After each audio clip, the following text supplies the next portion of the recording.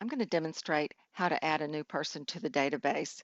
And this is in context, meaning that I'm adding the person as a guest because that's how they entered the church. The first place that they came was to a meeting. And so I'm going to add them as a guest. I'll click the green Add Guest button. And the first thing I'm going to do is search.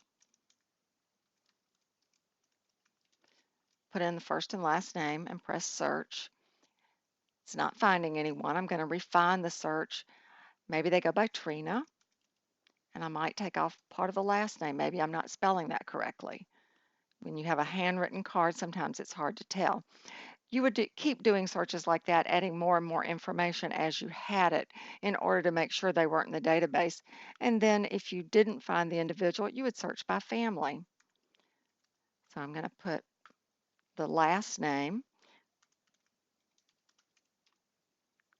put part of the address.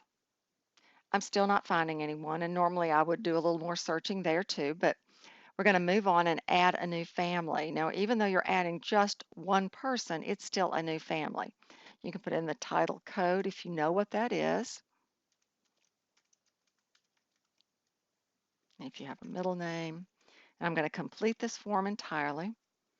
All right, I've completed this form, and it's very important that you put all of this information, everything that you can find out about someone so that you don't get a duplicate record the next time. And now you press Submit.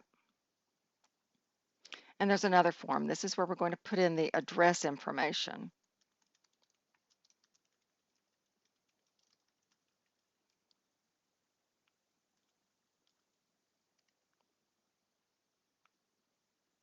And notice that I only put the zip code. I didn't, and I put the street address and the zip code, and it found the city and the state. So you don't have to put all that information in once it verifies, because it will verify it with the U.S. Postal Service.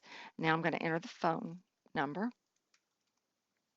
and submit again. Once it's validated by the Postal Service, you want to submit again.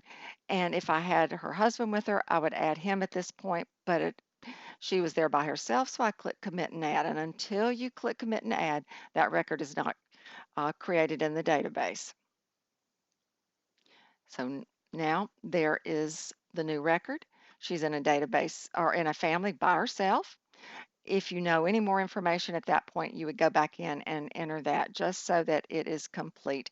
And because you're creating the record, you're going to have a task uh, about that record because it's a just added, and you'll go back and you'll do some more searching and just make sure you've got the record complete, and then you can mark your task complete so that the new people manager can change the status from just added to not member.